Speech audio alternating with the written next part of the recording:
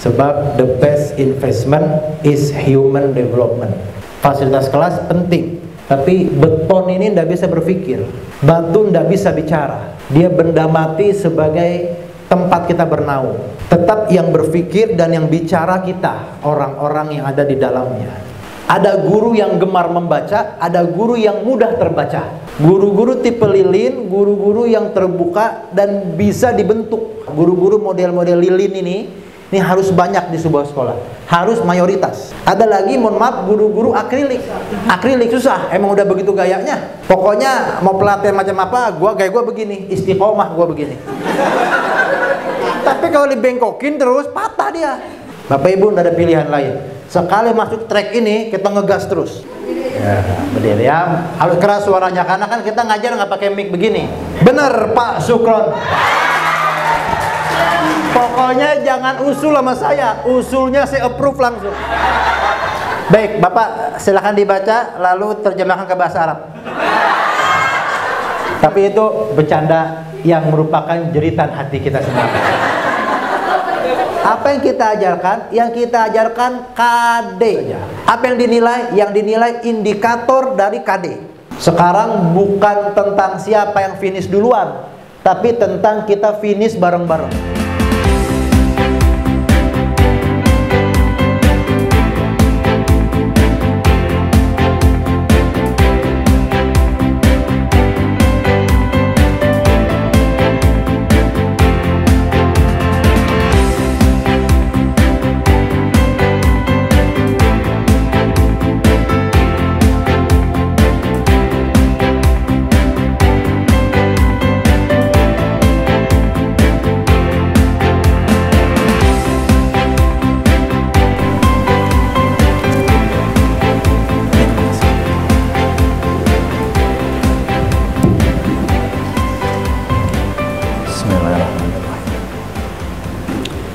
Assalamualaikum warahmatullahi wabarakatuh.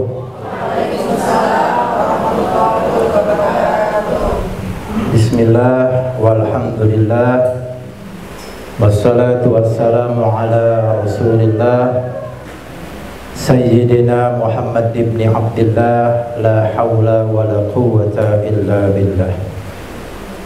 Rabbi shrah li sadri wa yassir li amri wahlul 'uqdatam min lisani yafqahu qawli.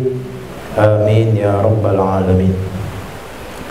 Yang kita hormati, yang kita muliakan, pimpinan kita, Ketua Yayasan Al-Mursyidiyah Al-Ashiratus Syafi'iyah, akhina al-kiram, Al-Ustaz Bapak Haji Abdul Basit LC MHK. Kita doakan beliau semoga senantiasa dalam keadaan sehat walafiat.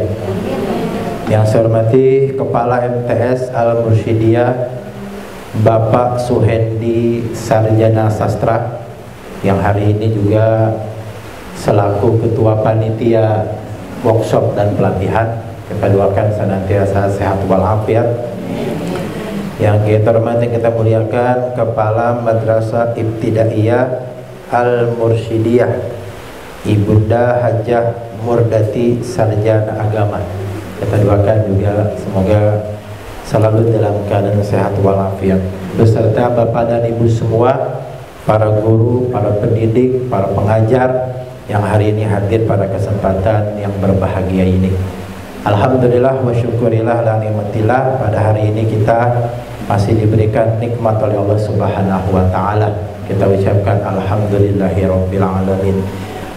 Salawat dan salam senantiasa tercurah kepada junjungan kita Nabi besar Muhammad sallallahu alaihi wasallam.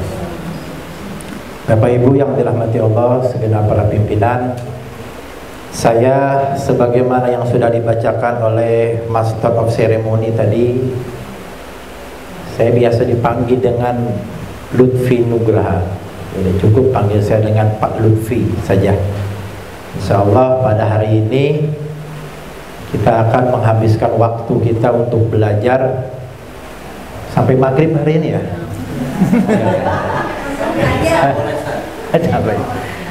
Hari ini kita akan coba untuk mengurai tema hari ini, cukup membuat saya grogi. Ini tema sangat ideal. Ini harusnya yang menyampaikan mungkin dirjen atau mas menterinya langsung ini. Peningkatan kompetensi pendidik melalui workshop pengembangan kurikulum 2013 abad 21. Sudah 2013 pakai abad 2021, abad 21 lagi, Masya Allah ya. Mudah-mudahan tema yang diusung pada kesempatan hari ini mampu kita elaborasi selama pelatihan kita. Paling tidak saya ke panitia minta waktu 120 menit, minimal 2 jam. Kalau kita start sekarang jam 9, insya Allah jam 11 rapi. Semua tergantung kepada jalannya elaborasi pelatihan yang kita lakukan dalam 2 jam terakhir ini. Terkait materinya cukup banyak dan cukup luas masalahnya. Nanti kita harus ambil titik stressing, tekannya ada di mana. Tidak mungkin kita terlalu banyak tekanan ke sana kemari sehingga jadi melebar, sehingga workshopnya tidak terlihat. Yang disebut dengan workshop itu harus ada oleh-olehnya setelahnya. Jadi bukan cuma seminar umum, bukan kuliah umum, tapi ada produk yang dihasilkan di akhir masa pelatihan dan workshop yang singkat ini. Saya alhamdulillah tadi diajak oleh Bapak Ketua Yayasan berkeliling dulu ke sana kemari, Masya Allah. Sebuah lembaga pendidikan yang buat saya luar biasa. Penempatannya, posisi yayasan terhadap masyarakat, lalu sarana prasarananya, gedungnya di 3 lokasi ya, di 3 lokasi. Alhamdulillah luar biasa. Kita berbangga dan berbahagia. Lagi-lagi kita rasa senang kalau ada lembaga pendidikan muslim yang qualified, yang selalu fokus pada peningkatan sumber daya manusia. Sebab the best investment is human development. Investasi paling berharga itu adalah investasi terhadap sumber daya manusia. Gedung, AC, sarana prasarana, kelengkapan fasilitas kelas penting. Tapi beton ini tidak bisa berpikir. Batu tidak bisa bicara. Dia benda mati sebagai tempat kita bernaung. Tetap yang berpikir dan yang bicara kita, orang-orang yang ada di dalamnya. Maka pantaslah kalau sampai ada yang bilang the best investment is human development. Sebenarnya investasi yang paling berharga dan yang harus dipandang paling serius adalah investasi terhadap pengembangan sumber daya manusia, bukan hanya sarana dan prasarana. Tapi kalaupun SDM-nya dibina terus tapi sarananya kurang juga tidak maksimal. Ini harus ada jalan tengah di antara keduanya. Masya Allah, saya cukup senang pada hari ini. Sebelum kita mulai pelatihan dan workshop pada hari ini, saya memang tidak berjumpa dengan almarhum Bapak Haji Mursyid. Memang tidak berjumpa secara fisik karena mungkin beliau sudah meninggal tahun berapa? 2001 sudah meninggal ya, Masya Allah. Dan saya pikir beliau cukup senang melihat perkembangan sekolah yang beliau rintis sampai hari ini. Gitu. Laisal fata may yaqulu kana abi walakinnal fata may yaqulu ha'adana. Tidaklah anak muda yang baik itu yang mengatakan ini ayah kami. Enggak. Ayah kita siapa? Itu bagian dari takdir mutlaknya Allah. Kita tidak bisa pilih. Beliau terhadap lembaga pendidikan yang ada ruh keislaman yang qualified, saya rasa sudah terlihat sampai hari ini. Mudah-mudahan segenap para pimpinan, guru-guru tetap istiqomah dalam membina, mendidik anak-anak yang ada dan belajar di sekolah ini. Baik, tapi saya mau bikin dulu perjanjian di awal. Saya bukan manusia yang tahu segalanya. Qauluka ma adri nisbul alam, kata Imam Malik. Qauluka la. Kau mengatakan kau tidak tahu, kau sudah dapat setengah ilmu. Jadi saya tidak menjamin bisa menjawab semua pertanyaan, tapi insya Allah dengan segenap kemampuan saya, dengan segenap pengalaman, kita coba bareng-bareng mengelaborasi kurikulum 2013 dengan materi-materi yang sudah coba saya resumekan, lebih teknis dan lebih taktis. Sebab dalam 2 tahun terakhir K13 hampir tidak terbahas sama sekali. 2 tahun terakhir ini justru terjadi learning loss. Terjadi, kata Mas Menteri ini di media, terjadi learning loss di dunia pendidikan kita selama 2 tahun karena pembelajaran yang tidak maksimal lewat moda PJJ. Terlalu banyak masalah, terlalu banyak hal yang dihadapi orang tua dan siswa di rumah dan dihadapi kita di sekolah terkait pembelajaran dengan moda PJJ ini. Mudah-mudahan di bulan Januari, kalau memang sebelumnya sudah banyak tatap muka, mudah-mudahan di bulan Januari tatap mukanya bisa lebih banyak untuk mengejar learning loss yang terjadi selama pandemi 2 tahun terakhir. Karena kami juga punya yayasan dan memang sulit sekali mengelola pembelajaran dengan moda PJJ semaksimal tatap muka langsung. Apalagi ini MI, anak umur 6 tahun sampai 12 tahun, rentang 6 tahun PJJ, sulit sekali mengambil konsentrasi mereka, itu sulit sekali. Makanya secanggih-canggihnya teknologi pada hari ini, mungkin yang tercanggih hari ini adalah video meeting dengan Webex, dengan Zoom meeting, dengan Google Meet, tapi tetap tidak bisa menggantikan nikmatnya belajar ketemu langsung antara guru dengan murid di majelis ilmu. Inilah majelis-majelis ilmunya, inilah guru-gurunya. Mudah-mudahan kita bisa kejar ketertinggalan dunia pendidikan kita selama 2 tahun terakhir ini, mudah-mudahan. Baik Bapak dan Ibu, sebelum kita masuk ke beberapa materi, mohon izin saya menggunakan ini karena ini direkam. Nanti insya Allah muncul di YouTube saya. Nanti Bapak dan Ibu bisa lihat pelatihan ini, bisa direview lagi, maksudnya bisa direview lagi, bisa diulang lagi, dan menjadi pengalaman untuk kita semua. Kalau nyimpan di laptop agak besar filenya, kita nyimpan di cloud aja. Kita nyimpannya di langit, di awan. Enak, kita tinggal numpang di YouTube yang nyimpan video kita nanti. Nanti sewaktu-waktu ingin dibuka, ingin direview kembali di beberapa bagian yang mungkin terlewat, nah itu bisa. Penyakit guru yang sebagian banyak sudah komplikasi stadium 7, sudah susah diobati. Tapi di banyak tempat kami memberikan pelatihan, di banyak tempat alhamdulillah setelah rutin dilakukan pelatihan-pelatihan dan para pimpinan juga terus mendorong Bapak dan Ibu guru, insya Allah secara perlahan ada perubahan. Sebab tipe guru 2, ada guru yang gemar membaca, ada guru yang mudah terbaca. Nah, ini perlu diperhatikan juga dalam model literasi sekarang ini. Ada guru yang gemar membaca, ada guru yang mudah terbaca. Nah, ini guru-guru yang punya penyakit komplikasi macam tadi umumnya sudah mudah terbaca. Pokoknya baru bel, udah di motor. Kapan keluar dari kelasnya itu udah di motor, aduh di motor aja tuh guru. Nah ini guru komplikasi. Ada lagi guru 2 lagi Bapak Ibu tipenya. Pertama tipe lilin. Guru-guru tipe lilin, guru-guru yang terbuka dan bisa dibentuk. Ini yang sinergi dengan para pimpinan untuk memajukan sekolah. Guru-guru model-model lilin ini harus banyak di sebuah sekolah, harus mayoritas. Ada lagi, mohon maaf, guru-guru akrilik.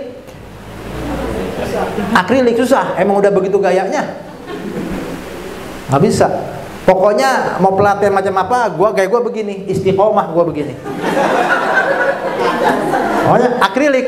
Tapi kalau dibengkokin terus patah dia, patah. Nah ini mudah-mudahan kita guru-guru lilin semua yang bisa bergerak searah dengan perkembangan zaman. Apalagi generasi kita, generasi milenial yang dekat sekali dengan teknologi. Baik kepada Ibu, saya terus lihat jam ini 9.15. Saya tidak mau lebih dari jam 11. Maksimal pelatihan 2 jam. Harus di break, kalau tidak peserta akan kelelahan. Karena informasi sudah terlalu banyak, ditambah perut yang kosong. Ini ya, sangat tidak efektif ya, pelatihan macam itu. 2 jam dihajar terus, ya, otak udah panas, perut kosong udah.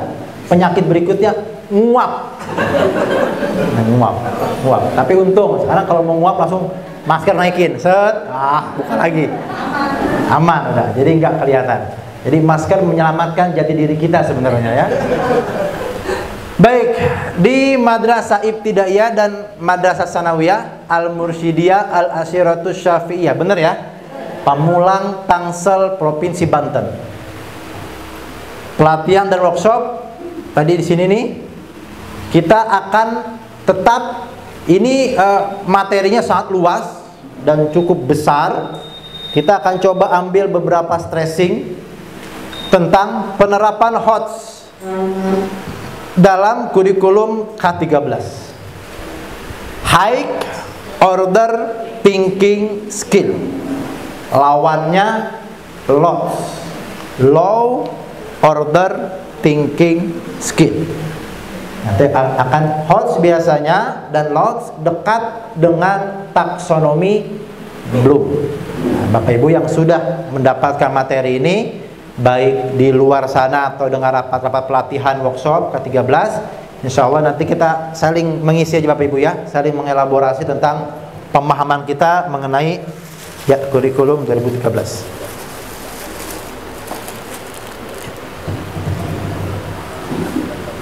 Baik, saya di mana-mana tempat selalu mengibaratkan bahwa Bapak Ibu guru sebagai mobil Formula One, orang tersibuk di dunia yang nggak boleh ngerem. Kalau ngerem terjadi tabrakan beruntun di lintas balapan. Nggak boleh ngerem kita ini. Bangun pagi jam 5 langsung nyetrika jilbab. Karena malam Seninnya itu baru kondangan. Pulang jam setengah 10 malam udah lelah semua. Malamnya pun hujan, sempat kena banjir dan terjebak macet. Bangun jam 5, sholat subuhnya belakangan, nyetrika dulu. Habis nyetrika, pas mau wudu lupa, belum masak air dulu. Sholatnya setengah 6 juga. Sibuk bangun setengah 7 udah berangkat di sini. Ibu bel jam berapa? Jam 7 ya. Kalau di Jakarta soalnya jam 6.45. 6.30. 6.50. Alhamdulillah di sini jam 7.00. Langsung cari sarapan, langsung harus tiba di sini sebelum jam 7, langsung senyum di hadapan siswa pada semalam tidur kurang. Wah, halo anak-anak. Usia 6, 7, 8 tahun. Kita harus jadi public figure di kelas itu secara sempurna. Orang nggak usah tahu motor kita belum bayar. Nggak usah. Kita public figure. Urusan dapur ntar dulu. Yang penting nih panggung aman. Apalagi guru kelas seharian sama anak. Waduh. Sebagai orang-orang yang sibuk sehari-hari di dunia pendidikan, kita nggak boleh ngerem. Kalau kita ngerem terjadi tabrakan beruntun di trek balapan. Bapak Ibu nggak ada pilihan lain. Sekali masuk trek ini kita ngegas terus. Entah kapan finishnya. Pokoknya ngegas terus. Insya Allah innamal a'malu binniyat. Niat sampai sudah. Sibuk. Belum lagi nganter anak sekolah dulu baru ke sekolah. Nganter istri ke pasar dulu. Istri berangkat sama kita ke pasar, pulangnya mau ojek istri. Beli lauk dulu. Wah, macam-macam. Sibuk sampai rumah ngajar sampai jam 3. Asar mungkin berjamaah, langsung pulang sampai rumah banyak pekerjaan rumah, langsung nyabut colokan, nyetrika baju. Segala macam. Kita ini orang semua orang sibuk. Kita ini semua orang-orang yang punya karir. Tapi mohon maaf, Sesibuk-sibuknya pembalap Formula One, dia butuh pit stop. Kenapa? Bannya kotak, olinya habis, bensinnya habis. 72 trek Formula One sampai 74 trek, bisa 1 sampai 2 kali masuk pit stop. Bapak Ibu guru juga begitu. Cuma kalau kan di pit stop mah berhenti tuh. Maka kalau berhentinya di pit stop, jangan di trek balapan. Di trek balapan ganti ban, habis dia, ditabrak orang. Nah, masuk pit stop. Apa nih pit stop? Duduk sejenak. Kalau bahasa kita muhasabah. Duduk sejenak, bercermin dulu, lihat ke belakang. Langkah kita selama 6 bulan di semester gasal dan ganjil ini udah bener apa belum sih nih? Nih pit stopnya sekarang. Mumpung anak-anak udah pada liburan birapot, inilah pentingnya ada workshop dan pelatihan, bukan cuma untuk mengembangkan pengetahuan, tapi pit stop. Stop dulu, kata Ibu Kepsek atau Bapak Kepsek, stop. Masuk pit stop, masuk bengkel dulu, ganti oli semua. Nah, ini sekarang ganti oli semua. Olinya apa? Motul ya. Nah, itu kira-kira yang kita lakukan pada hari ini. Baik, saya mau ajak Bapak Ibu sebelum kita mulai, kita baca dulu. Nah, saya mau cek kemampuan literasi paling dasar di guru-guru MI dan MTS. Ini bener pakai cek ya? MTS ya? Ya. Artinya bukan SMP, bukan. Memang di bawah Kemenak. Baik. MI dan guru-guru MTS dalam kemampuan membaca. Mohon, saya ada absen guru? Di luar. Ada di luar ya. Biar guru-gurunya nggak nyaman, saya kita panggil. Biar nggak ngantuk Bapak Ibu ya. Saya butuh absen guru. Yang saya panggil langsung baca dengan suara keras, karena Bapak Ibu tidak diberikan mikrofon. Beda sama saya. Ini MI. Oh, ini itu.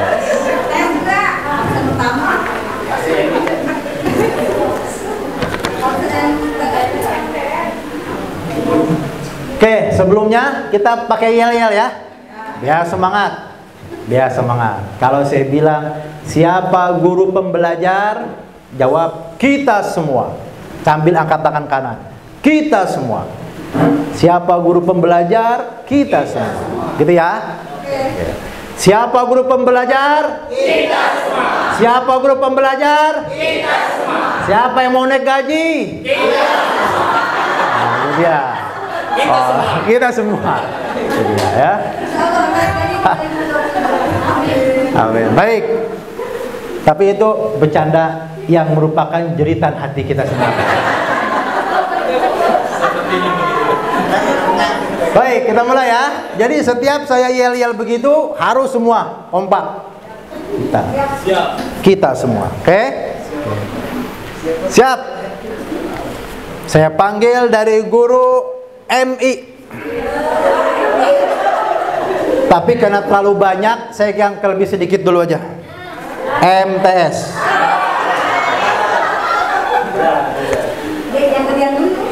Ya, saya panggil. Ini biasanya kalau absen sekolah, yang atas yang senior biasanya. Bener begitu nggak? Bawah junior.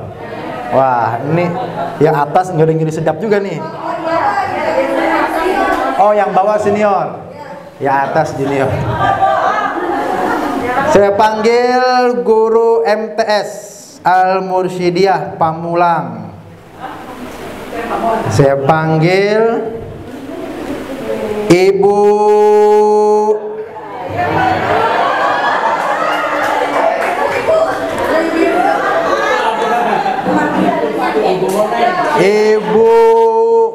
Evin Mulyasari. Ibu Evin yang mana ini ya? Oke, harus keras suaranya. Mohon berdiri Ibu. Ya, berdiri ya. Harus keras suaranya karena kan kita ngajar nggak pakai mic begini kalau di kelas. Oke, baik. Tapi saya senang sama wilayah sini. Do kepsek, tenang sekali. Nggak ada suara korang-korang mobil ya. Tenang, tenang, sepi gitu. Enak. Baik, kita mulai baca. Baca. Pergi. Baca. Pergi. Baca. Pergi. Oke. Bagus, bagus, bagus. Tepuk tangan.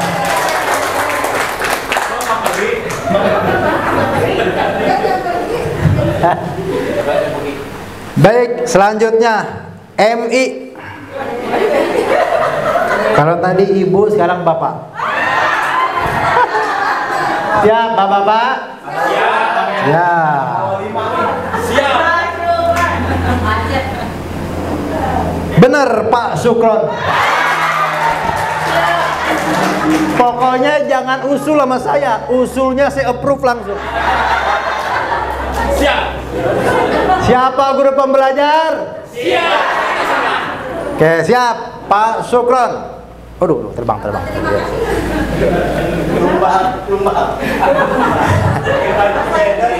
Pak Sukron, monggo dibaca.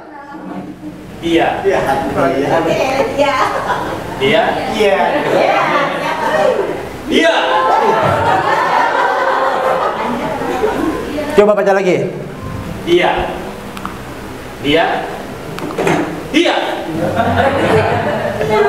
Dia. Harus kayak gitu. Kurang banyak ya? Mbak, lagi 1, 2, 3. Dia. Silakan duduk Pak Sukron. Terima kasih. Ya, makasih banyak. Bonus. Terima kasih, Pak. Saya langsung suka dengan pribadi Pak Sukron hari ini.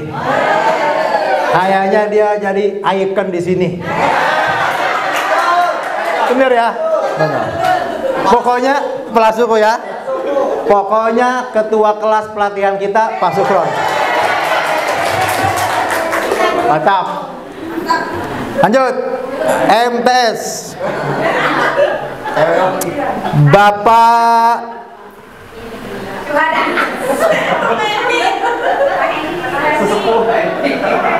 Lukmanul Hakim.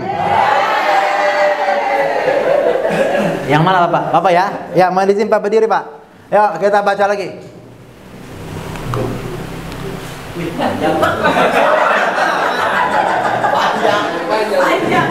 Baca Pak. Yang tidak masuk kelas hari ini Rudi tidak masuk kelas. Besok pagi pekerjaan ini harus selesai ya. Besok pagi pekerjaan ini harus selesai. Ada ianya nanti bertanya gitu. Besok pagi pekerjaan ini harus selesai ya.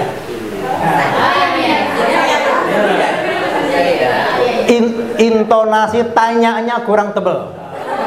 Besok pagi pekerjaan ini harus selesai ya. Saya. Oke, silakan Pak duduk.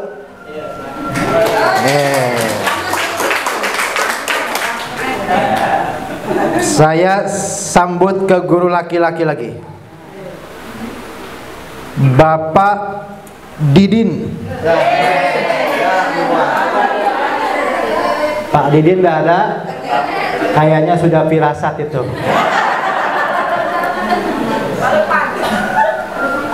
Lanjut ke Bapak Muhammad Soleh. Oh, nggak ada ya. Oh, ini nggak ada parapnya ya.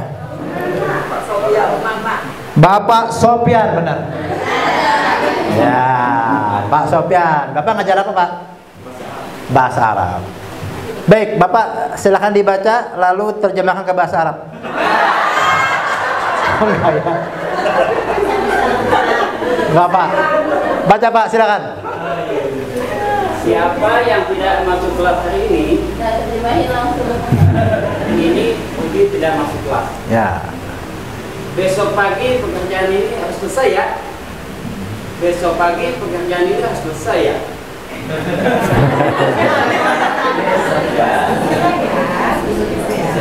Besok pagi pekerjaan ini harus selesai ya.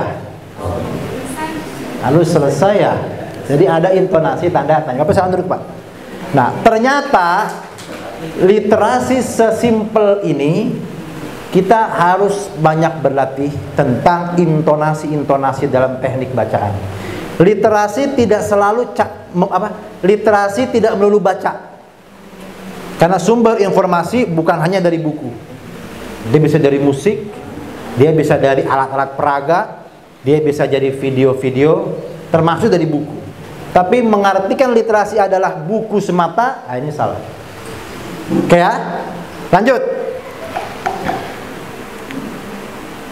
Kita baca terus Pak ya sampai jam 3 sore ini, begini terus ya. Ibu Siti Mutmainah.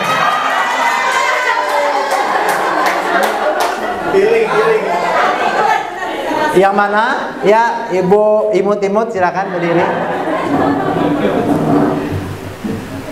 Silakan dibaca. Kata adik, Ibu Yani itu guru yang pandai. Oke. Kata adik ibu, Yani itu guru yang pandai. Oke. Kata adik ibu Yani itu guru yang pandai. Oke. Silakan duduk. Betapa penempatan koma mempengaruhi makna. Ini dan di bawahnya nih. Hasni Ainun Zainina. Yang paling muda Bu, Pak. Paling muda ya. Ini yang senior. Oh senior. Monggo dibaca Ibu. Ini terbukti benar. Ini tidak terbukti salah.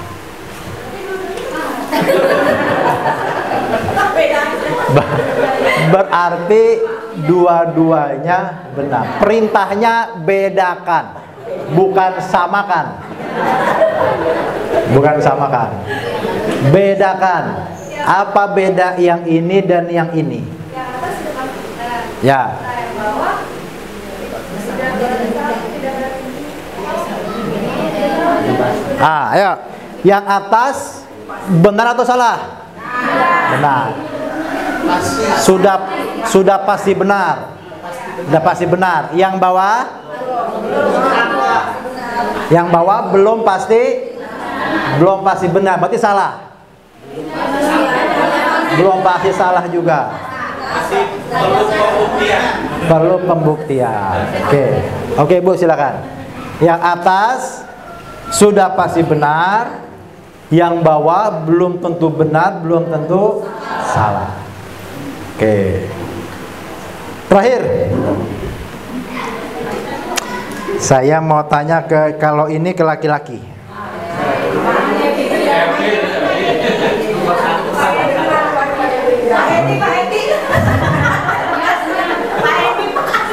Boleh deh Bapak Hendy boleh. Yang mana? Enggak. Jangan pas sekolah mah. Takut. Dia takut. Tadi Bapak ini aja nih. Pak Edi. Bapak Acep Sopian. Bapak guru? Oh MC ya? Oke. Oh tadi MC ya? Iya. Siap ya Pak. Yo Bapak MC siap. Nah, pas nih.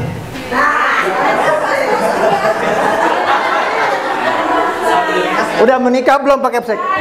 Oh sudah. Ayo silakan. Mohon jujur ya. Ya bedakan. Jujur, aku setia.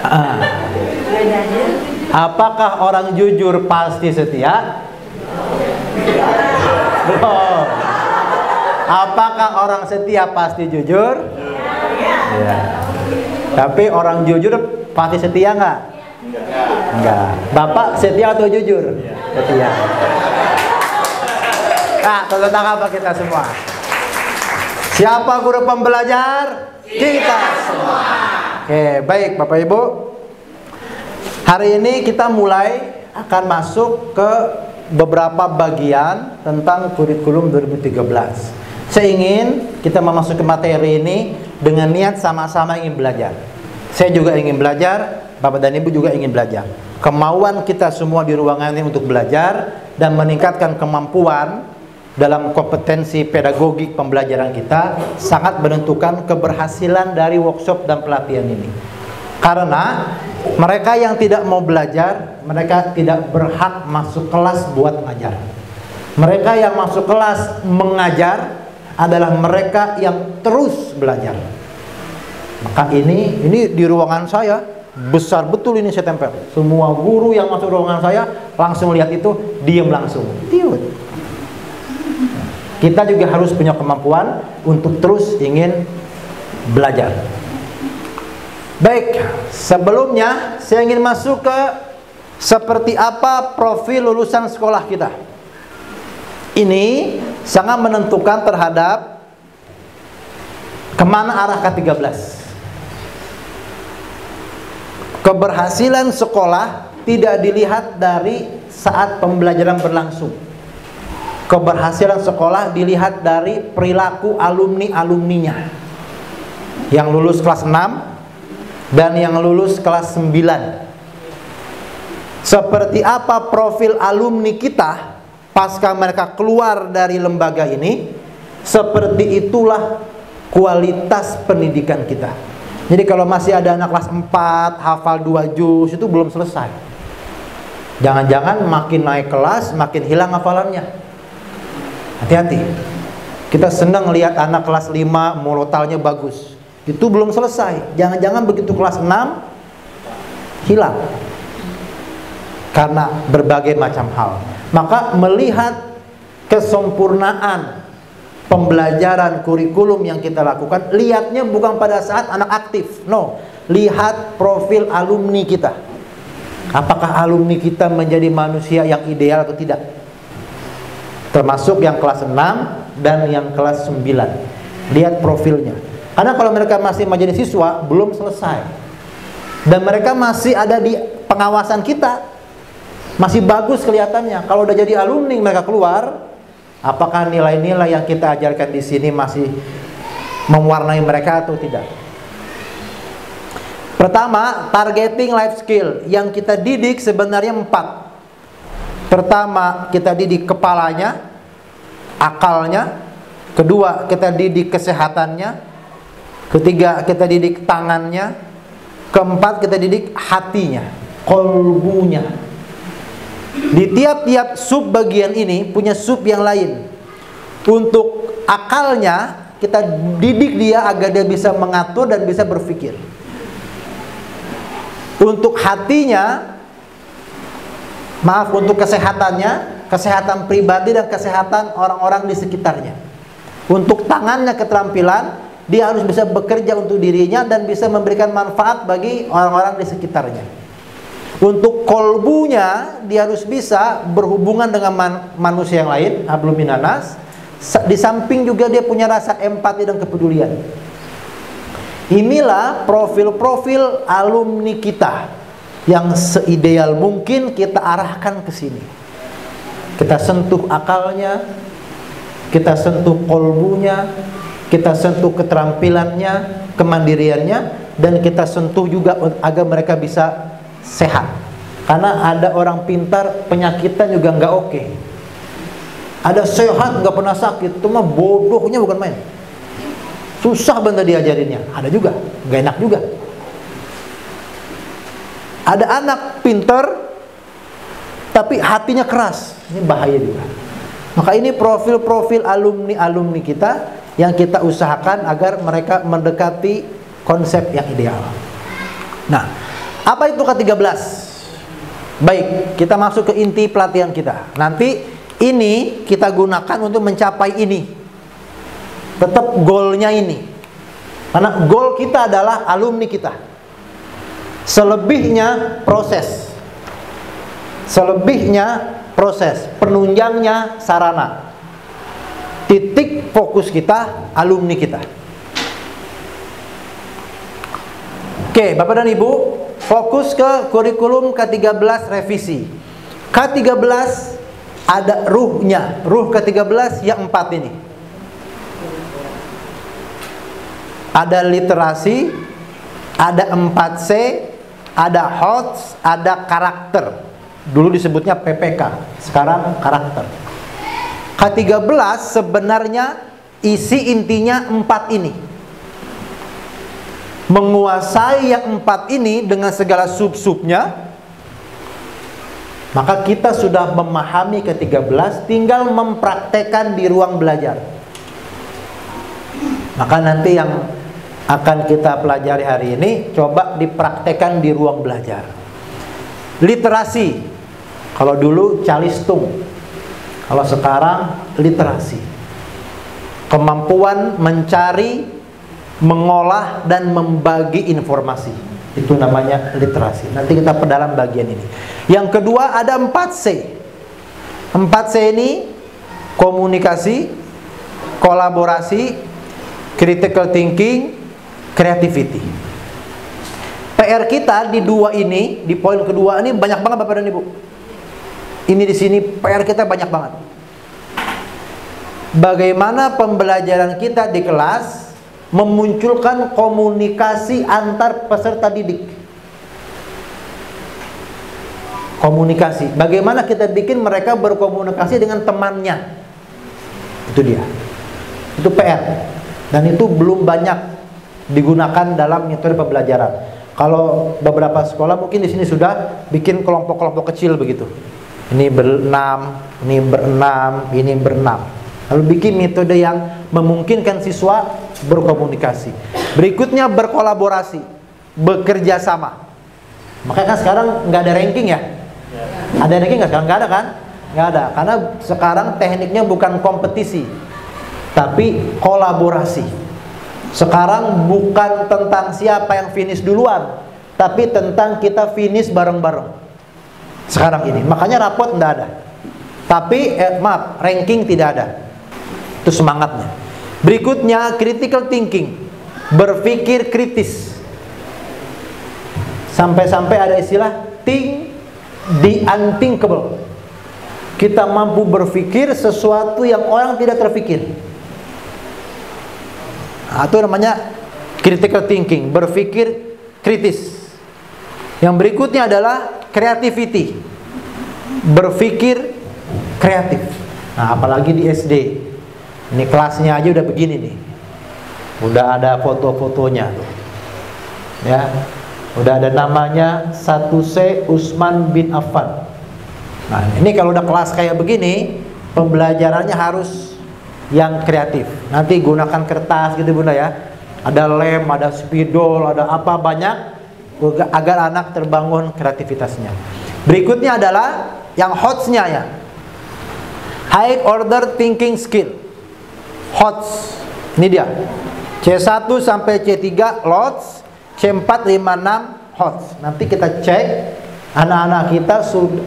Nanti kita cek tentu level SD, SMP, SMA, SMK, MTS, Aliyah, potensi HOTS-nya dan LOTS-nya semana.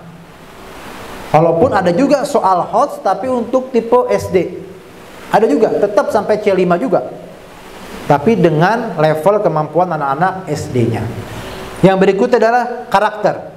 Jujur, kerja keras, toleransi, menghargai, catatan lain, dan sebagainya. Nah, 4 ini harus ada di dalam KBM. Literasi hari ini diartikan oleh sekolah-sekolah bahwa bikin perpus dalam kelas. Kelas dikasih rak buku semua. Bikin sudut baca, pojok baca. Itu hanya bagian kecil dari literasi. Literasi yang terpenting itu adalah literasi saat KBM. Itu yang paling penting. Literasi saat pembelajaran. Baik olahraga di lapangan. Itu kayak apa literasinya tuh? Misal dia melihat dulu gerakan gurunya, lalu dia mencontoh. Kan literasi itu namanya. Gak mesti juga Bapak dan Ibu guru yang olahraga bawa laptop keluar, gak perlu juga. Bapak dan Ibu yang mengajar penjas menjelaskan dalam kelas, beres, bawa anak keluar, kalian semua lihat saya, lihat Bapak. Nah, anak melihat gurunya lalu meniru, itu literasi. Itu literasi. Apa yang diajarkan? Yang diajarkan KD. Di sini nggak ada papan tulis ya? Ditutup ya? Di atas ada kurikulum. Di bawah kurikulum ada silabus. Di bawah silabus ada bab. Di bawah bab itu ada materi. Di bawah materi ada KD. Di bawah KD ada indikator. Apa yang kita ajarkan? Yang kita ajarkan KD. Bapak Ibu ngajar apa hari ini? Saya ngajar KD. Fokus pada KD, jangan melebar kemana-mana. Kalau kita buka buku paket kan ada KD-nya apa, materinya apa, KD-nya apa, indikatornya apa. Cukup fokus pada KD dan indikator dari KD. Jangan melebar kemana-mana. Semakin kita melebar kemana-mana, energi terkuras, kitanya kelelahan, waktunya habis. Sehingga nanti untuk menilai indikator terhadap KD, nggak ada waktu. Keburu bel. Kenapa? Karena kita melebarkan penjelasan kita di luar KD. Pak Lutfi, kapan kita boleh melebarkan pembahasan? Nanti di pengayaan. Di pengayaan. Kalau anak, saya nggak tahu kalau di sini, tapi kalau anak ujian, kan ujungnya 2. Lulus, tidak lulus. Bahasa kitanya mencapai KKM dan tidak mencapai KKM. Kalau sekarang SKM ya, belum dirubah ya. KKM. Ujian, katakan misal matematika kelas atas ya, katakan kelas 5 matematika. Ujungnya tuh 2, mencapai KKM dan tidak mencapai KKM. Yang tidak mencapai bikinkan program remedial. Yang mencapai bikinkan program pengayaan. Di pengayaan inilah baru Bapak dan Ibu menjelaskan di luar KD, tapi mencakup materi. Karena KD udah beres waktu mereka lagi ujian. Jadi pengembangan ada di pengayaan. Dalam pembelajaran fokus pada KD. Jadi kalau ditanya ngajar apa hari ini? Ngajar KD. Fokus saja. Apa yang dinilai? Yang dinilai indikator dari KD. Makanya kalau kita bikin soal, lihat indikator. Jangan indikatornya tidak kita lihat. Yang kita lihat materinya aja. Itu masalahnya di situ.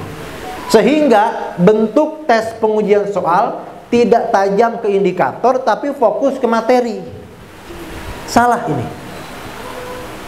Materi itu rumah besarnya. KD kamar-kamarnya. Indikator cara menilai kamar itu. Nah, nanti kita cek, kita sedikit membuka buku-buku kita, mungkin buku tematik, mungkin buku mata pelajaran. Kita lihat yang mana materi, yang mana KD, yang mana indikator. Lalu kita lihat HOTS-nya yang mana. Lalu kita lihat soalnya seperti apa dalam HOTS tadi. Itu. Nah, kita ini yang saya bilang ini cukup panjang penjelasan ini. Ini mesti pelatihan sendiri, ini pelatihan sendiri, ini pelatihan sendiri gitu ceritanya. Jadi ini harus 4 kali pelatihan kalau mau menguasai K13 secara penuh. Jadi literasi 2 jam, literasi aja. 4C. Yang lain lagi, HOTS yang lain lagi. Hari ini kita fokus pada yang HOTS. High Order Thinking Skill. Kalau 4C mau bikin pelatihan lagi, Bapak Ibu kepala sekolah bagusnya bikin langsung peer teaching. Langsung bikin peer teaching. Jadi nanti saran saya kalau mau kita kuatkan di 4C ini, sebelum ada pelatihan, kepala sekolah ambil 2 guru di masing-masing unit yang akan peer teaching setelah pelatihan. Jadi paginya pelatihan, zuhurnya break, nah habis zuhur itu peer teaching. Peer teaching itu praktek ngajar. Praktek ngajar yang di dalam ngajar itu ada 4C-nya.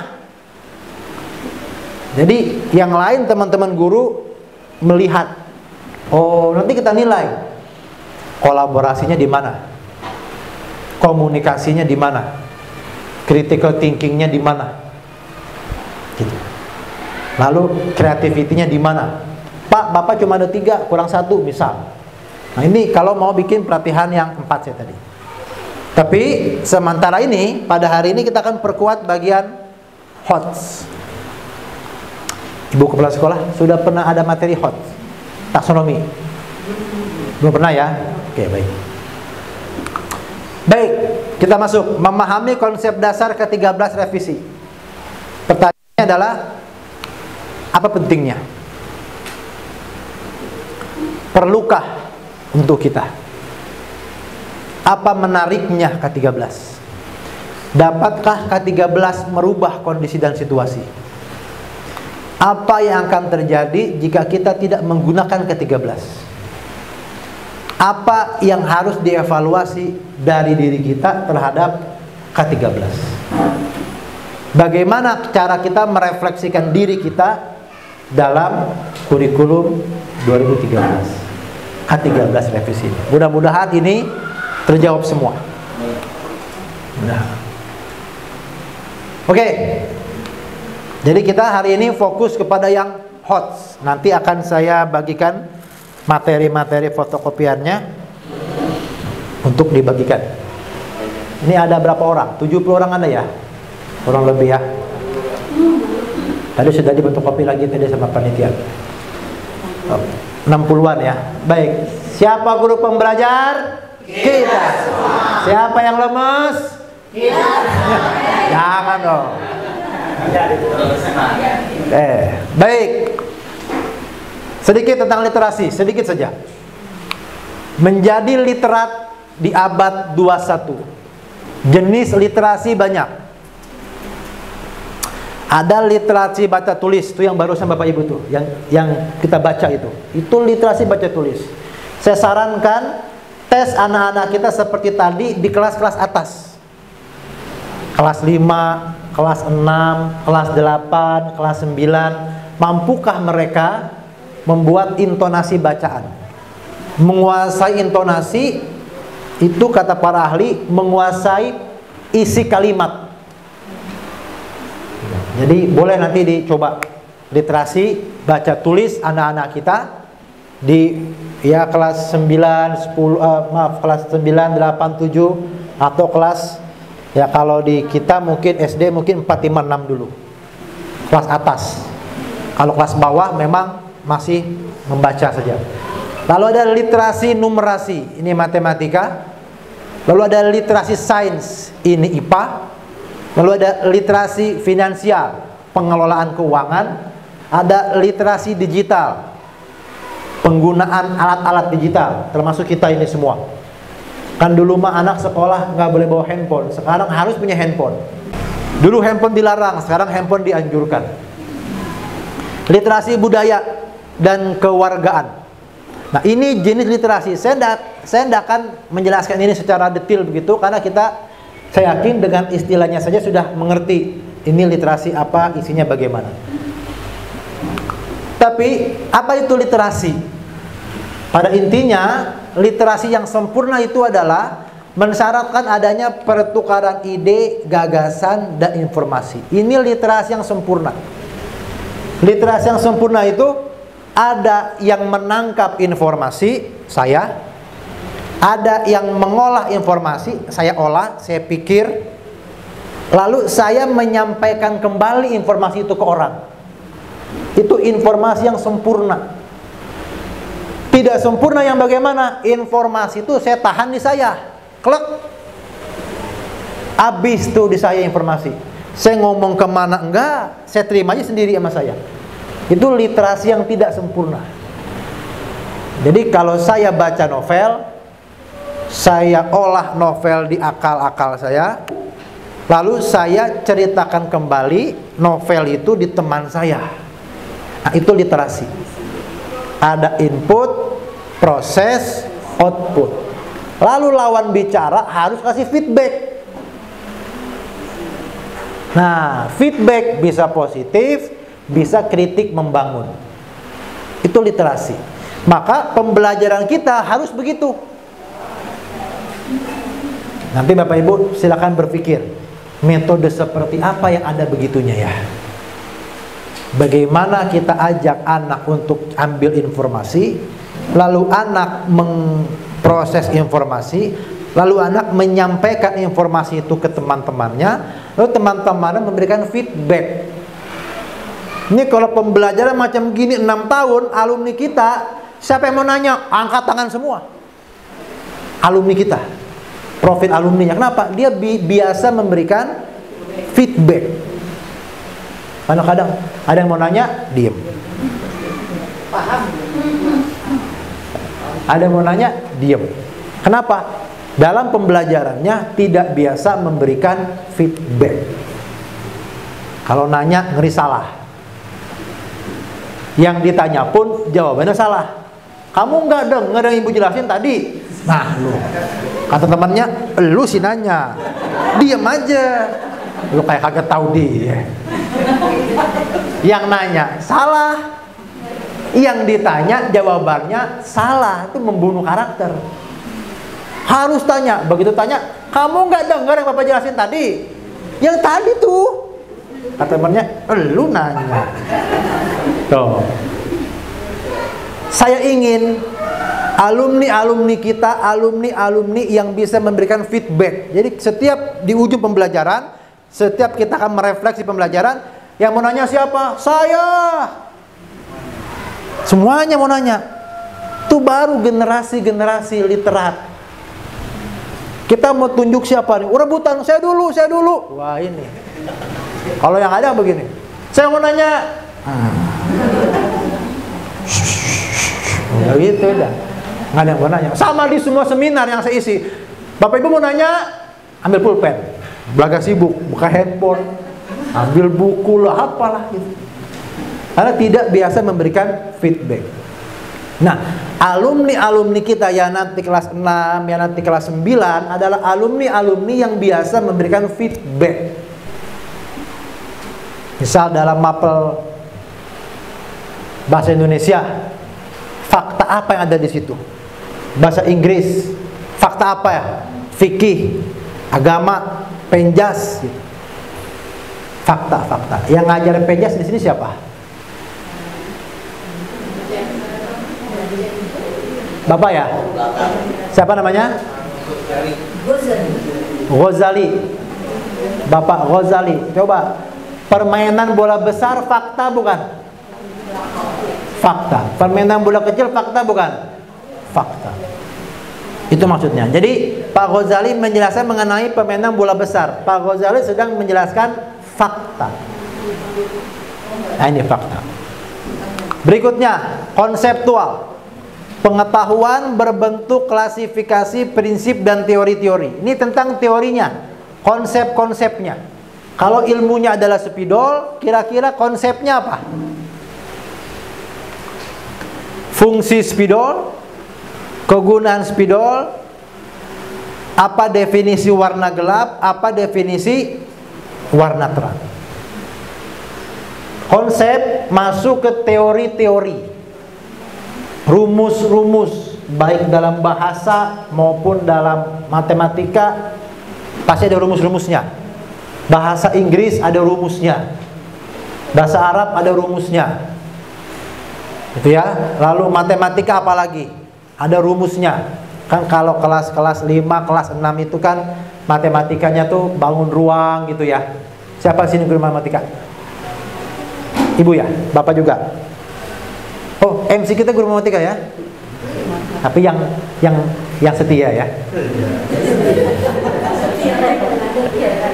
Matematika kan pasti ada menghitung bangun ruang, menghitung volume, menghitung jarak, kecepatan, itu menggunakan rumus. Nah, rumus-rumus tadi ada dalam dimensi pengetahuan konseptual. Berikutnya prosedural, tentang cara melakukannya. Cara melakukannya. Jadi setelah faktanya dimunculkan, rumusnya dikasih tahu, lalu bagaimana melaksanakan rumus tadi. Ini adalah prosedural. Kalau ilmunya adalah spidol, maka cara mengisi ulang spidol, cara membuka tutup spidol, cara menulis dengan spidol. Cara. Selalu jelaskan ke anak kita tentang cara. Nih soalnya begini, rumusnya ini, caranya begini, selalu begitu. Di semua mata pelajaran. Misalnya main, kalau tematik agak sulit memberikan contohnya soalnya nih. Tema-temanya banyak soalnya. Misalnya bahasa Inggris, kan ada cara-caranya tuh, ada grammar-grammarnya, itu ada rumusnya. Bahasa Arab juga ada, matematika juga ada. Ini dia, tentang cara. Jadi jangan lupa tentang caranya. Seperti misal pendidikan agama, faktanya apa? Semua orang pasti mati, itu fakta. Tidak mungkin hidup selama-lamanya, itu fakta. Konsepnya apa? Kalau orang mati, dimandikan, dikafani, disolatkan, dikuburkan. Itu konsep agamanya. Lalu bagaimana prosedurnya? Dipelajari. Bagaimana cara memandikan, bagaimana cara mengkafani, bagaimana cara menyolatkan, bagaimana cara menguburkan. Ini bahasa kitanya prosedural ini, udah ini C3 ini. Mengaplikasikan. Nanti akan kalian. Nih, tentang cara prosedural. Bapak Ibu nanti dalam pembelajaran selalu ke anak apa faktanya, apa konsepnya, bagaimana caranya, prosedurnya. Yang keempat, metakognitif. Ini yang paling tertinggi. Pengetahuan tentang kognisi, pengetahuan dan pemahaman yang merupakan tindakan berdasarkan pemahaman meliputi kesadaran, analisis, bisa berpikir dan mengambil keputusan. Ilmu-ilmu tadi mendasari dia untuk melakukan sesuatu. Itu namanya metakognitif. Contoh anak-anak kita di sini kan pasti diajarin sholat. Dari mulai wudunya, gerakannya, bacaannya. Kalau mereka sholatnya di sekolah, udah pasti. Apakah mereka sholat di rumah? Kalau iya, sudah metakognitif. Itu yang saya maksud. Di bawah pengawasan kita adalah konsep, adalah metode, adalah prosedural. Di luar pengawasan kita dengan penuh kesadaran sudah metakognitif. Kita kan mau anak-anak kita di rumah nih, zuhur, asar, maghrib, yang ngajakin sholat ke masjid, anak kita ngajakin ayahnya. Itu baru profil alumni yang kita inginkan. Itu metakognitif sudah. Ilmu yang dia punya mendasari dia untuk melakukan sesuatu dengan sendiri penuh kesadaran. Itu metakognitif. Kita ingin anak-anak kita begitu. Udah tahu faktanya, udah tahu konsepnya, udah tahu prosedurnya, dia lakukan sendiri. Nah, maka dalam metakognitif yang paling tinggi adalah bagaimana berbisnis spidol. Udah lebih naik lagi. Kenapa harga spidol berbeda-beda? Pangsa pasar spidol untuk kelompok yang mana saja? Seperti apa kualitas spidol? Ini begini kualitasnya, ini begini kualitasnya. Oh, pantesan harganya lain. Kalau mau jualan ngambil di mana? Kita jual harga berapa? Profit kita berapa? Itu sudah metakognitif. Yang kita inginkan kan begitu sebenarnya. Ilmu mendasari perilaku kita. Itu metakognitif. Contoh yang paling enak kan ini mah yayasan muslim. Pasti adab akhlak di nomor satu kan. Kita inginnya adab akhlak di sekolah terbawa di rumah. Begitu adab akhlak di sekolah, pembiasaan terbawa di rumah, sudah metakognitif. Lalu orang tua ngomong dah, untung buat nyekolahin di Al-Mursyidiyah. Baik anak gua, bisa bacaan sholat, bisa baca juz aman, hafalannya udah lumayan tuh. Untung di Al-Mursyidiyah. Coba kalau di sekolah sebelah, tawuran, tongkrongan, main motor, bla bla segala macam. Begitu dia di luar lingkungan sekolah tetap akhlak adabnya baik, dia sudah metakognitif. Itu tadi yang saya bilang, keberhasilan sebuah lembaga pendidikan dari alumni-alumninya, bukan dari anak aktif. Kalau dari anak aktif itu masih proses, belum selesai. Nah, ini adalah dimensi pengetahuan. Baik dimensi apa tadi? Faktual, kedua konseptual, yang ketiga prosedural, yang keempat metakognitif. Metakognitif. Nah, ini juga Bapak dan Ibu, mohon maaf ini bukan tanpa PR. Saya sering nanya ke para ahli nggak bisa jawab. Di sebuah seminar besar, tapi saya nanyanya bukan dalam forum, saya nanya lagi break makan begitu. KI 1, KI 2, KI 3, KI 4. Ini kan masih berhubungan semua. KI 1 sikap religi, mengetahui akan Tuhan Maha Pencipta, begitu kan? Coba KI 1 dan KI 3 tidak selalu berhubungan. Wah enggak Pak Lutfi, itu harus berhubungan. Itu kurikulum kita. Kurikulum terintegrasi namanya. Oh. Saya tanya sekarang, Pak, apa hubungan bola besar dalam basket dengan Tuhan Yang Maha Esa? Diam profesor. Apa hubungannya ya? Apa hubungan bola kecil, baseball dengan Tuhan? Jelaskan itu disebut KAO, kata kerja operasionalnya. Sebutkan itu KAO juga kesana. Bapak tunggu ya.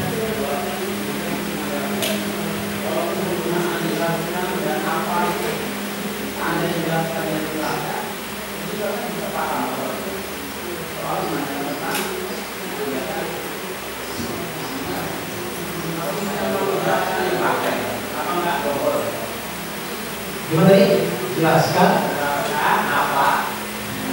Seandainya jelaskan. Oh, jelaskan.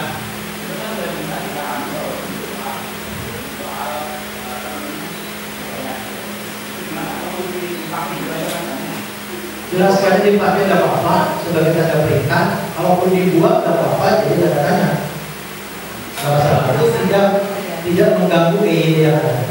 Tidak jadi dapat jadi tidak mampu.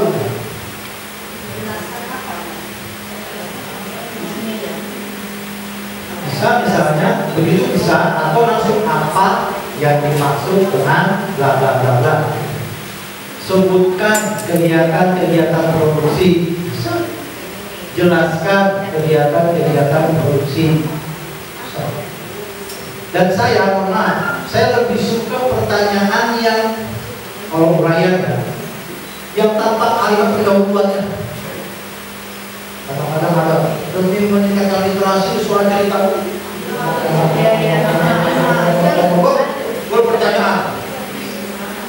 Ini pertama menghabiskan waktu, kedua yang bikin soal kemungkinan bisa salahnya banyak, kalimatnya ketiga, siswa jadi mikir kesana dulu, di sini dulu, di sini dulu. Hanya saya lebih suka gitu. Jelaskan definisi pantun. Masih.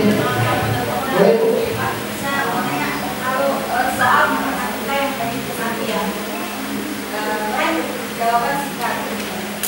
Misalkan 2 tambah 3 sama dengan ini, gitu. Nggak ada kata-kata penjumlahan dari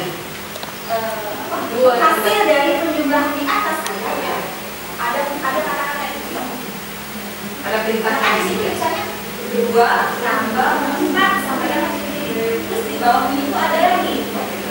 Ternyata pas akhir di awal pas tadi itu jelasin udah langsung aja misalnya menyebutkan satu contoh tentang ini kan itu lebih yang dulu aja ya. Nah, bagaimana kalau Pak Lutfi, bagaimana kalau ingin soalnya pakai literasi? Bisa dalam matematika munculkan soal cerita.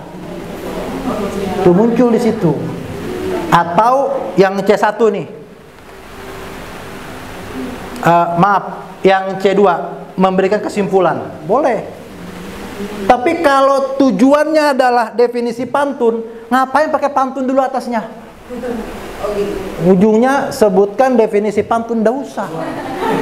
Kenapa? Uraian di atas dengan pertanyaan, uraian di atas tidak membantu jawaban sama sekali.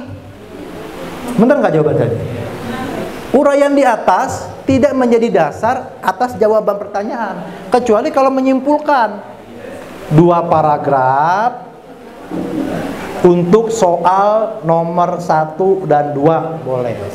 Nomor 1 menyimpulkan, boleh. Kenapa? Karena jawabannya diambil dari paragraf. Tapi kalau paragraf ini cuma buat bumbu doang, pertanyaannya diambil bukan dari bumbunya. Itu mengacaukan itu. Bikin orang jadi berpikir ke kanan, ke kiri. Kita mau dia ke barat, kita suruh dia ke selatan dulu, ke timur dulu, malah ke utara. Nyasar. Boleh. Kebetulan di dalam hadis ada materi Al-Quran, misalnya surat Al-Qadar. Kita bikin pertanyaan, apa arti Al-Qadar? Yang bagus itu atau surat Al-Qadar bunyinya ini, apa arti Al-Qadar? Yang betul, yang bagus itu yang mana? Yang langsung apa arti Al-Qadar, atau di dalam Al-Qadar ayat pertama saya berbunyi ini, apa arti Al-Qadar itu kan yang bagus itu. Kalau apa arti Al-Qadar, Ibu itu C1, ambil di pertanyaan, cukup pertanyaan singkat saja. Jadi apa arti Al-Qadar? Misalnya Al-Qadar berarti, udah. Itu pertanyaan singkat, C1 cukup sudah. Misalnya kan adanya di PG nih, di PG. Ya, di PG atau di artian singkat. Nah, itu kan kita siapkan jawabannya. Nah, itu apa kita sebutkan ayatnya dulu, apa kita langsung fokus ke Al-Qadar ya? Apakah ayat yang ditampilkan sebelumnya membantu jawaban? Atau kok cuma bumbu? Kalau cuma bumbu enggak usah. Enggak usah. Karena itu mengacaukan orang berpikir, membebani mereka itu. Nggak usah. 8 tahun baca paragraf dulu, yang paragrafnya bukan untuk jawaban dia. Aduh, kasihan banget anak-anak kita ini. Kecuali mau yang ini nih, menyimpulkan, boleh. Paragrafnya pun maksimal 2 saja, jangan kebanyakan.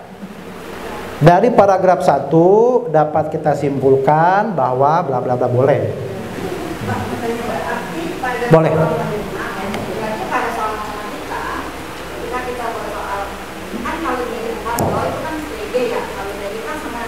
Ya.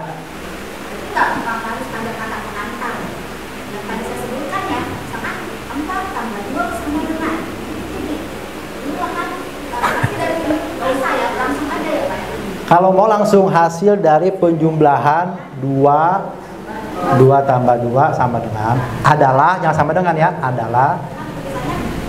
Iya, cukup segitu. Iya, cukup segitu. Intinya begini Bapak Ibu, kalau mau pakai kalimat awalan ini membantu menjawab soal. Bukan hanya bumbu-bumbu literasi, no, bukan. Karena literasi itu muncul dalam KBM. Bukan dalam soal. Soal untuk dijawab, bukan untuk menunjukkan literasi kita. Literasi itu di KBM. Kecuali kalau paragraf awalnya membantu dia menjawab soal. Kalau paragraf awalnya membantu dia menjawab soal, itu oke. Gitu ya. Ada lagi Ibu? Boleh izin cerita sedikit? Boleh. Ketika itu saya mendampingi anak kelas 8 untuk mengerjakan soal MBK matematika. Memang sekarang dulu dituntutnya untuk sekarang itu soal-soal yang WOTS ya Pak ya. Kalau maaf mungkin kalau yang tadi disebutkan atau misalnya atau dijelaskan itu soal WOTS ya Pak ya. Ya, Nah sementara kita guru-guru itu belum mendapatkan pelatihan mengenai pembuatan soal yang MBK itu gitu. Ya. Dan saya pun mendampingi anak-anak, ya Allah luar biasa gitu ya. Apalagi sehari-harinya itu kita belum terbiasa untuk mengajarkan soal-soal buku MBK itu dan soal-soal KM. Saya pun dikasih bukunya dari Wajah Putih, dari Wakasan Jatuh itu masih mempelajari gitu sampai saat ini karena Masya Allah. Soal pilihan ganda aja bisa jawabannya bisa lebih dari 1 atau 2. Iya. Yang mirip-mirip. Iya. Semua belum dapat sosialisasinya. Seperti apa? Memang ANBK ini memang diambil untuk mapping ke pendidikan kita. Dia tidak menentukan kelulusan, tapi dia diambil untuk mapping dengan siswa yang random. Jadi kita nggak bisa pilih 20 the best kita nggak bisa pilih karena emang random. Random dianggap lebih asli datanya ketimbang anak-anak pilihan. Nah, bagaimana agar begitu? Maka kita membiasakan diri untuk soal yang begini. Ini masih lots Bapak Ibu ya, baru C2. Ini masih lots, kita belum muncul yang hotsnya. Maka memulai membiasakan diri dengan soal-soal lain BK bisa masuk dari taksonomi Bloom. Jadi kita bisa memahami mudah-mudahan nanti. Itu ya. Baik. Cukup ya, ini untuk C2. Lanjut untuk C3. C3 adalah apply atau mengaplikasikan. Menggunakan cara yang paling tepat dalam sebuah situasi. C3 ini bahasa kitanya KI 4. Dia harus berupa praktikal, tapi jawabannya bukan praktek, jawabannya tulisan, tapi isinya praktikal. Ini yang agak tricky di bagian ini. Tetap areanya area kognitif, tapi pertanyaannya pertanyaan KI 4 karena dia aplikatif. Kalau bahasa kitanya tadi prosedural. Ini prosedural nih. Tentang menerapkan ilmu yang mereka pelajari, membuat, maaf ya ada typo, membuat gambar tertentu, menerapkan cara, teori, rumus, metode tertentu. KKO-nya menerapkan, menjalankan, mengimplementasikan. Kalau C1 kita anggap menyebutkan ciri, faktor, unsur. C2 kita anggap lebih kepada definisi-definisi, maka C3 lebih kepada aplikasi, penerapan. Mereka menerapkan ilmu mereka. Di bagian ini kita harus mulai agak hati-hati membuat soal. C1 dan C2 kelihatan kita sudah sering ketemu dengan soal macam itu, cuma dikategorisasikan aja. Nah, di C3 ini harus kita lebih selektif membuat soal untuk C3-nya. Menerapkan cara, rumus, memisahkan bagian-bagian tertentu dan menghubungkannya. Ini keywordnya, analyzing. Menjelaskan perbedaan. Apa beda itu C4. Kalau udah apa beda tuh? Oke, membandingkan. Tuh, misalnya membandingkan kondisi hari ini dengan kondisi orde baru, misal kelas 9 SMP MTS itu udah bisa tuh diajak begitu. Untuk PPKN itu udah bisa. Jelaskan sebab akibat. Apa yang menyebabkan VOC datang ke Indonesia? Itu C4 itu. Dan hal-hal yang lain. Apa yang mengakibatkan banjir bandang di mana? Kalau beritanya cukup heboh ya, misalnya di Sukabumi mana, itu bisa tuh. Lalu memprediksi, lalu menggolongkan dan mengkategorikan. Bapak Ibu tahu nggak? Menggolongkan dan mengkategorikan itu bahasa kitanya mudahnya ya, salah satunya adalah menjodohkan. Menjodohkan itu C4. Di sini ada kata segitiga, segi 4, bujur sangkar, prisma. Di sini ada gambarnya. Nah itu dijodohkan oleh mereka. Itu C4 itu. Anak-anak kita udah C4. Mereka menggolongkan, mengkategorikan. Kalau ada iya, makanya kan kita ngukur tadi yang Ibu tanyakan. Kalau C4 bisa nggak ada kelas 1? Bisa.